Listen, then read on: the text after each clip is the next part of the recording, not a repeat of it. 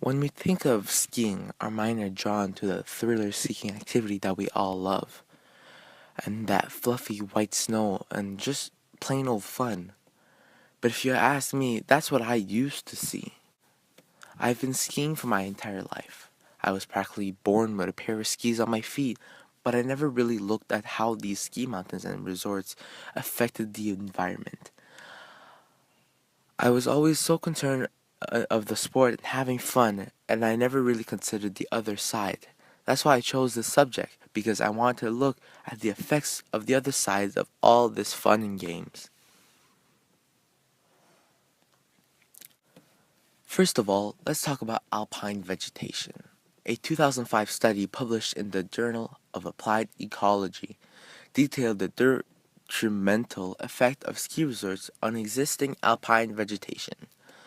The research teams reported that snow grooming machines and artificial snowmaking cause irreparable damage to soil and vegetation.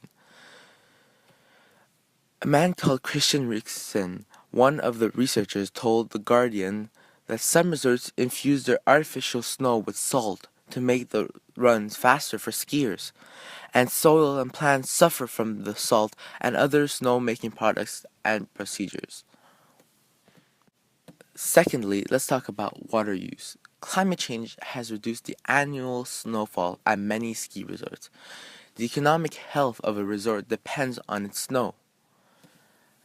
If the snow base falls below a certain level, resort managers must use artificial snowmaking systems. The artificial snow makes process demands an abundance of water and energy.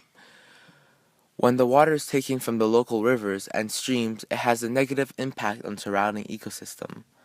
Massive condominiums and restaurants developing in and around ski areas further exacerbate the water use problem.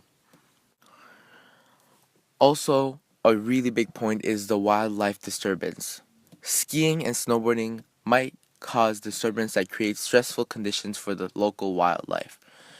Report that authors of a 2008 study published in the Journal of Applied Ecology, like the one I talked about before, the population of black grouse and creatures that live in the Swiss Alps is usually found half its normal density around ski areas. A man called Raphael Alletaz of the University of Bern's Zoological Institute in Switzerland studied the effect of these disturbances by analyzing the level of a stress hormone in bird droppings. Stress levels were high near ski areas, especially near resorts and numerous lifts. Arletaz reports that ptarmigan, roe deer, red deer, ibex, chamois, rock partridges, and snow hare might also be in danger. For my last point, I would also like to talk about the soil erosion.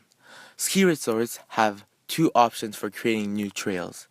They develop cleared runs by cutting and removing tall wood vegetations, but keeping the topsoil and its seeds blank intact. In contrast, graded runs are cleared. They're bulldozed, graded to remove tree stumps and any sort of slope irregularities. This process produces topsoil depth and causes soil erosion. But ski resorts managers like to boast early seasonal openings, and bulldozing provided the fastest method to clearing a ski trail. Because a bulldozed trail requires 20 inches less snow to open, this is a widely used process at many resorts, while the ability to open a week earlier than the competition helps the bottom line. Higher summer maintenance costs might offset the added revenue. Probably because of global warming, there will be no more snow and all ski resorts will become unexisting and the environment will be permanently damaged. Thank you for listening to my project and sorry again.